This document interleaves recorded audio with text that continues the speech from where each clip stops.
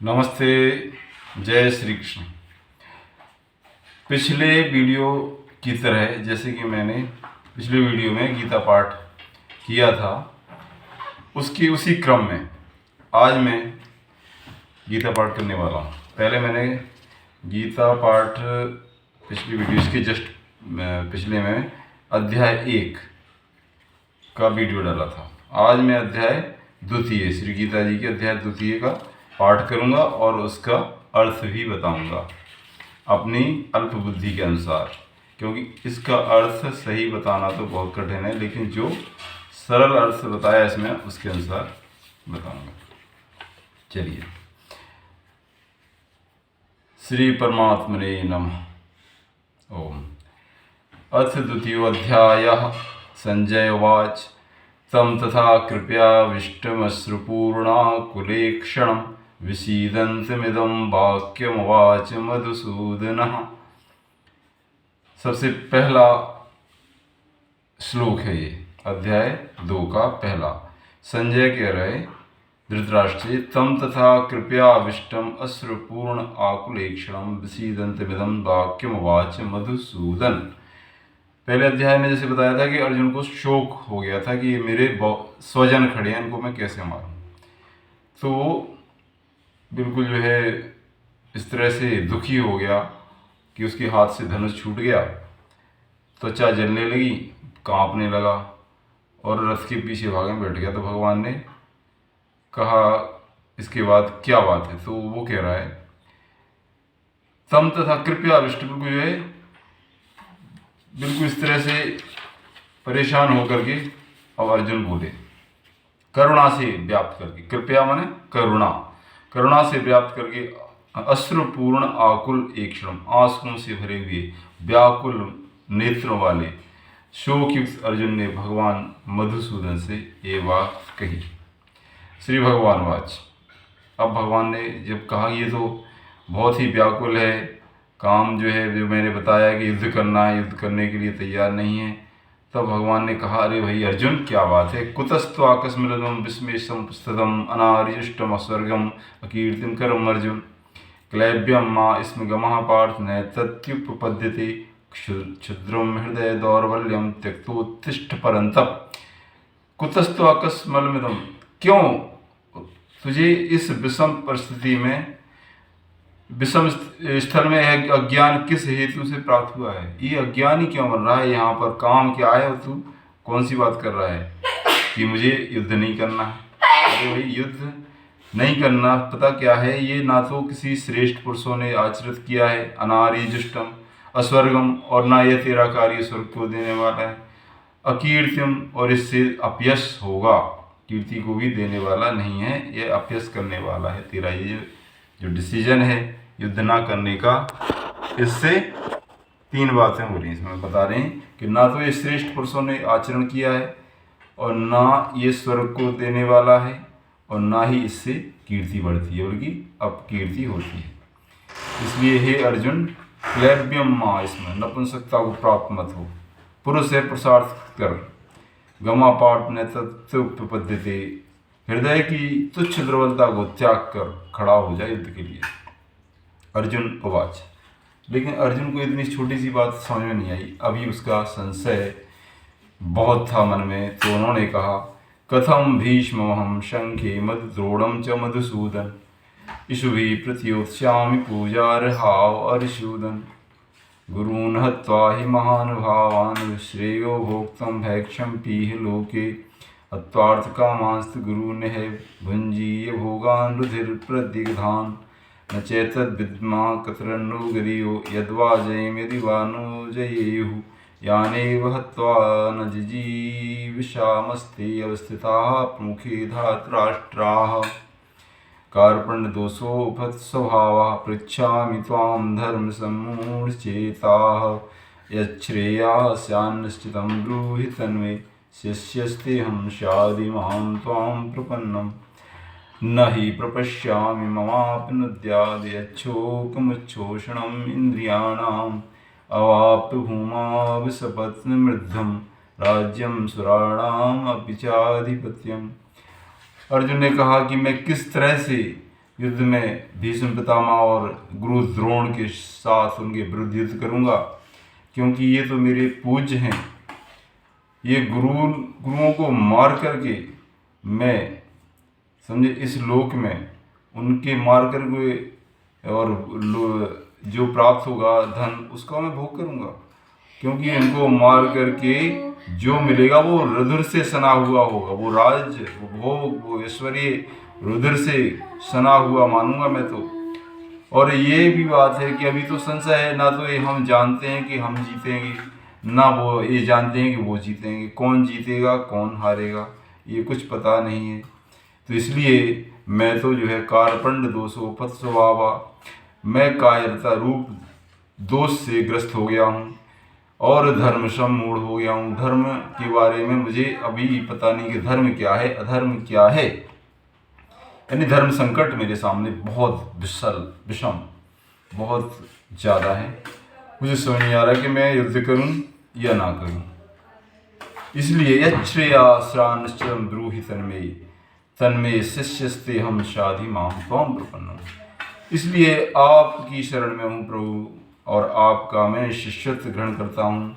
आप मुझे ज्ञान दीजिए और वो एक निश्चित कर्तव्य बताइए जिसको मुझे करने योग्य हो, क्योंकि मैं ना ही प्रपश्चामि पाद विद्या, इंद्रियों को सुखाने वाले इस विकट जो संशय है ना, और इंद्रियों को सुखाने वाले विकट संशय के द्वारा मैं युद्ध करके अगर मारता हूँ तो मैं तो नहीं देखता हूँ कि पूरी पृथ्वी का साम्राज्य पाने के बाद और देवताओं का स्वर्गलोक का भी मुझे अगर साम्राज्य मिल जाए तब भी मुझे इंद्रियों का ये दुख और मन का दुख दूर नहीं हो सकता। अब उन्होंने शस्त्र ग्रहण कर लिया भगवान का कि मैं आपका स्टूडेंट हूँ, you are my teacher, please tell me what should I do और what should I do not. तो टीचर जब गुरु बना दिए उनको तो गुरु को जरूरी है कि चेला को सही ज्ञान देना जरूरी है। अब जो है संजय वाच कह रहे हैं, संजय धृतराष्ट्र यहाँ कह रहे हैं अपने योग महल में, एवं मुक्त्वा ऋषिकेशं गुडाकेशा परन्तप न योत्स्यति गोविंद मुक्त्वा तूष्णीं बभूवः त्वं वाच ऋषिकेशा प्रहसन्य भारत शिवयोर्मध्ये विषीदन्तमिदं वचा। तब इस प्रकार कहकर ऋषिकेशम जो गुडाकेश था यानी जिसने निद्रा पर विजय प्राप्त कर दी, अर्जुन ने नींद पर विजय प्राप्त कर ली, वो महीनों नहीं सो सकता था, जगह जाग करके युद्ध लड़ सकता था, काम कर सकता था। और फिर ऋषिकेश भगवान श्री कृष्ण ने से यह कहकर वो चुप हो गया। तब ऋषिकेश हंसते हुए मुस्कुराते हुए ये बोले दोनों सेनाओं के बीच में उस शोक अर्जुन से यह वचन कहा, श्री भगवान वाच अशोच्यानन्वशोचस्त्वं प्रज्ञावादांश्च भाससे गतासूंश्च नानुशोचन्ति पंडिताः न त्वेवाहं जातु नासं न त्वं नेमे जनाधिपाः न चैव न भविष्यामः सर्वे वयं ताः परम् देहिनोऽस्मिन् यथा देहे कौमारं यौवनं जरायता तथा देहान्तर प्राप्त धीरस्तत्र न मोहति मात्रा स्पर्शास्तु कौन्ते शीतोष्ण सुख दुःखदा आगमा पायनो अनित्यास्तान स्थितिक्षस्व भारत। तू जिस सोच न करने योग्य व्यक्तियों के लिए शोक करता है और पंडितों के ऐसे वचन कहता है, क्योंकि जो विज्ञानी होते हैं बुद्धिमान होते हैं वो तो जो चले गए हैं उनके लिए शोक नहीं करते हैं और जो जाने वाले हैं उनके लिए शोक नहीं करते हैं। क्योंकि ना तो मैं ना तू ना ये राजा पहले इस पृथ्वी पर थे ना भविष्य में रहेंगे, समझे। देहिनोऽस्मिन्, क्योंकि जो देहिनोऽस्मिन् यथा देहे कौन, हमारे शरीर की 3 प्रकार की इसमें अवस्थाएं होती हैं। कुमार अवस्था यानी बालपन बचपन, यौवनम जवानी और जरा यानी बुढ़ापा, तथा देहांतर प्राप्त धीरज तथा मोहति, और इस तरह से फिर मृत्यु को प्राप्त हो जाता है। और इसमें जो धीर पुरुष हैं बुद्धिमान है वो मोह को प्राप्त नहीं होते, वो मोहित नहीं होते हैं। आदमी जन्म लेगा, बचपन के बाद जवानी, बुढ़ापा और मृत्यु। तो इनको मत सोच के मैं भीष्म पितामह को मार दूंगा तो क्या होगा, युद्ध तेरा कर्तव्य। आगे बताते हैं मात्रा स्पर्शास्तु कौनते शीतोष्ण सुख दुखदा आगमा पाइन नित्यास्तांत्रिक भारत।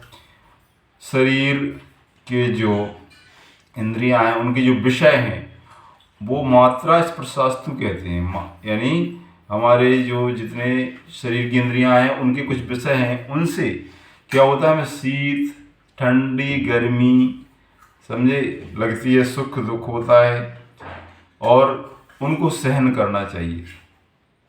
उनको सहन करने योग जो जो सहन करते रहता है उनको व्यथित नहीं करना है। हम व्यथित पुरुषम पुरुष, जो शरीर के जितने सुख दुख समझे ठंडी गर्मी और जरावस्था जवानी बुढ़ापा और सुख हानि लाभ, जो इन चीज़ों से व्यथित नहीं होता है और सुख दुख में समान रहता है, उसी को अमृत पद की प्राप्ति होती है, सुख दुख में समान रहने से। क्योंकि अविनाशी तु तद्विदित येन सर्वमिदं ततं विनाशम अभ्यस्यास्न कश्चित् कर्तुमर्हति। क्योंकि अविनाशी तू उसको जान तू जिसका कभी विनाश नहीं होता है, क्योंकि ये अव्यय है। कौन सी? आत्मा। आत्मा का विनाश नहीं होता है, ये न मरता है न जन्म लेता है। अंतमंत इमे देहा, ये जो देह है ना वही अंत को प्राप्त होते हैं, जन्म लेते हैं और मरते हैं और अंत होते हैं। नित्य से युक्ता शरीर अनाशनो प्रमेश तस्मात् भारत। ये जो हमारी आत्मा है वो तो अप्रमेय है, यानी हम उसको सिद्ध नहीं कर सकते हैं। अनासना यानी अनश्वर है। या एनम वेत्ति हंतारम, जो इसको मारने वाला मानता है और मरा हुआ कि कोई इसको मार देगा, ऐश्चनम मन्यते हतम, या इसे मरा हुआ मानता है या मारने वाला मानता है कि कोई इसको मारता है या ये किसी को मारता है, तो वे उभव दोनों तव न बिजानी, तो नायम हंती ना हंते, वो दोनों नहीं जानते हैं वास्तविकता क्या है, क्योंकि ना तो ये किसी को मारता है और ना ही इसे कोई मार सकता है। न जायते मृते वगत कदाचिन्नायम भूता भविता वा न भूया अजो नित्या शाश्वतोयम प्राणो न हन्यते हन्य माने शरीरे। क्योंकि ना तो ये जायते यानी पैदा होता है, मृते न मरता है, वह कदा बिल्कुल नहीं मरता, कदाचित न अयम भूत्वा, न यह पैदा होता है, भूत्वा भविता न हुआ था न होगा, वा न भूया यानी वर्तमान काल भूतकाल भविष्यकाल में ये बिल्कुल एक सा रहता है आत्मा हमारा। अजो नित्य, ये नित्य है, नित्य मतलब बहुत पहले से आदिकाल से है, अभी है, रहेगा, शाश्वत है यानी हमेशा एवरलास्टिंग, पुराण बहुत पुराना है, प्राचीन है, सबसे प्राचीन आत्मा है। न हन्यते हन्य माने, और शरीर के विनष्ट होने से विनाश नहीं होता। इस आत्मा के गुण ये बताए भगवान ने। वेदा विनाशम नित्यम येनम अजम अभ्यम कथम स पुरुषः पार्थ कम घातति हंतिकम। जो इसको जानता है वेद अविनाशनम, जो इसको अविनाशी जानता है, नित्यम नित्य जानता है, येनम अजम यानी पैदा नहीं होता, अभ्यम अव्यय है यानी जो नष्ट नहीं खर्च नहीं होता है, यानी ये नहीं कि ये जीर्ण होने लगे धीरे धीरे खत्म होने लगे, अव्ययम। कथम उस, अगर कोई ये जाने कि आत्मा इस तरह का है तो वो पुरुष कथम सपुरुष अवय पुरुष कैसे पार्थ कम घाते थी हंसी कम, किस लिए किसी को दूसरे को नुकसान घात यानी मार सकता है या कोई से मार सकता है। वासांस जीर्णानि यथा विहाय नवानि गृह्णाति नरो प्राणी तथा शरीराणि विहाय जीर्णानि अन्यानि संयाति नवानि देहि। जिस तरह जीर्ण वस्त्रों को उतार के, पुराने वस्त्रों को उतार करके यथा विहाय नवानि गृह्णाति, हम एक मनुष्य नए वस्त्रों को धारण कर लेता है, तथा शरीराणि विहाय, इसी प्रकार जैसे हमारे पुराने वस्त्र हो जाते हैं उनको फेंक देते हैं और नए वस्त्र लेकर धारण कर लेते हैं, वो किसी काम के नहीं रहे, अब वो उससे सर्दी गर्मी धूप बरसी से हम बच नहीं सकते, इसलिए वो हमारे कपड़े बेकार हो गए, हम उनको फेंक देते हैं और फिर नए कपड़े ला के पहन लेते हैं, क्योंकि नए कपड़े से हम फिर सुंदर बन जाते हैं, हमारा शरीर अच्छा लगने लगता है, हमें धूप गर्मी वर्षा। इसी तरह जब हमारा शरीर यथा शरीराणि विहाय जीर्णानि, जब हमारा शरीर जीर्ण हो जाता है, वृद्धावस्था प्राप्त हो जाते हैं या एक्सीडेंट में खराब हो जाता है या कुछ हो जाता है, तो उसको आत्मा क्या करता है, उसको निकाल देता है, उसी प्रकार वस्त्र की तरह निकाल देता है और नया वस्त्र नया शरीर धारण कर देता है। नयनम छिंदन्ति शस्त्राणि नयनम दहति पावका न चैनम क्लेदन्त्यापो न शोक्यति मारुता नयनम छिंदति, इसको शस्त्र छिंदन यानी काट नहीं सकते। नयनम दहति पावका, और न इसको अग्नि दहती जला सकती है।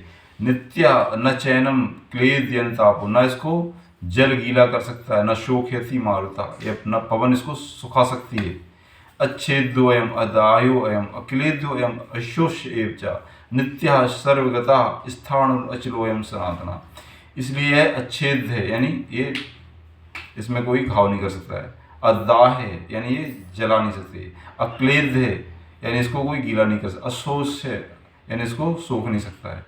नित्या, ये नित्य है। सर्वगता है, हर जगह जा सकता है ये आत्मा, हर जगह, एवरीवेयर। स्थाणु यानी इतना सूक्ष्म से सूक्ष्म है। अचल है, अयम वो सनातन है। सनातन मतलब ये पहले से है, अभी है और रहेगा, सनातन। अव्यक्तो अयम अचिंत्यो अयम अव्यक्तार्यो अयम उच्यते तस्मादेवं विदित्य नानुशोचितं वर्षि। यह अव्यक्त है, अचिंत्य है, इसके चिंतन नहीं कर सकते, इसके बारे में कितनी कोई सोचे बुद्धिमान बुद्धि से इसके बारे में कोई पता नहीं चला सकता है। अव्यक्त है यानी ये दिखाई नहीं देता है। अविकार्य, ये कोई कार्य नहीं करता। अविकार यानी इसमें कोई विकार नहीं है, कोई दोष नहीं है। अयम उचित, इस तरह से इसको बताया जाता है। तस्मादेवं विदित्य, इसलिए इसको इस प्रकार जानकर कोई भी शोक करने की बात नहीं है। किसी को मारने से, युद्ध में धर्मयुक्त कार्य करते हुए किसी की मृत्यु होती है, हमें उसका कोई शोक करने की जरूरत नहीं है। अगर धर्मयुक्त युद्ध में एक देश की रक्षा के लिए सिपाही कितने लाखों लोगों को, कईयों को मार सकता है, क्या उसको दंड मिलता है? नहीं, क्योंकि उसने धर्म रूपी युद्ध किया। देश की, समाज की रक्षा के लिए करने में कई लोगों के प्राण ले लिए उसने, उसका कोई दोष नहीं है। उसकी ये वहाँ पर लागू हुआ कि उसकी आत्मा को नहीं मारा, शरीर को नष्ट किया उसने। इसका तो जात अथ चैनम नित्य जातम नित्यवमन से मृतम तथापि तो महाबाहो नयनम सोचति मरहसी। अगर तो इसको रोज जन्म लेने वाली मानता है कि ये तो जन्म लेता है, नित्य जातम, नित्यम ये नित्य मानता है, या मन से मृतम के मराहु मानता है, तब भी इसमें शोक करने योग्य नहीं है। क्योंकि जातस्य ध्रुवो मृत्यु, क्योंकि जो पैदा हुआ है उसकी मृत्यु निश्चित होगी है। और जन्म में मृतश्च, और जो जन्म लेता है उसकी मृत्यु निश्चित है। तस्माद अपरिहार्य अर्थे, तो इस ना टलने वाले कार्य को जान कर कि ये तो बिल्कुल अटल है, ये सिद्धांत के जो जन्म लेगा वो मरेगा, जो जन्म लेगा, जो मरेगा वो जन्म लेगा, ये अटल सिद्धांत है। इसको ऐसा जानकर न तुम सोचित मरसी, तुम्हें शोक नहीं करना चाहिए अर्जुन। अव्यक्तादीनि भूतानि व्यक्ति मध्यानि भारत अव्यक्त निधनानि तत्र का परिदेव ना। क्योंकि जो भूत प्राणी अव्यक्त थे, पहले अव्यक्त थे, दिखाई नहीं दे, अब पैदा हुए दिखाई दे रहे हैं, कुछ दिनों में मर जाएंगे, वो तब भी अव्यक्त हो जाएंगे। अव्यक्त था, हम लोग अव्यक्त थे, अभी व्यक्त हुए, बाद में अव्यक्त हो जाएंगे। इसलिए तो मरने वालों के लिए क्या शोक करना। आज इतना ही, क्योंकि अध्याय ये बहुत बड़ा है, इसलिए आज आधा, कल इसके बाद आगे चलेंगे। जय श्री कृष्ण, जय श्री कृष्ण, जय सत्य सनातन धर्म की जय हो। अब इस चैनल को आप जो है अगर पसंद आ रहा हो तो प्लीज़ इसको सब्सक्राइब करें, शेयर करें, लाइक ज़रूर कर लें। अगर कोई बुरी बात लगी तो डिसलाइक भी कर सकते हैं, ठीक है, बहुत से, लेकिन लाइक ज़्यादा करें, मुझे विश्वास है। और हमारे इस पुराने ज्ञान को मैं तो चाहता हूँ हर एक को श्री गीता जी पढ़ना चाहिए, या रामायण, या रामचरितमानस, महाभारत, क्योंकि इससे ज्ञान मिलेगा। कि देखिए हमारे शास्त्रों में कोई ज्ञान की बात है सारी, कोई राजनीति कुछ नहीं है, ये इसमें तो सारी ज्ञान की बातें बताइए, आत्मा परमात्मा, समझे, इससे अच्छा क्या है। जय श्री कृष्ण।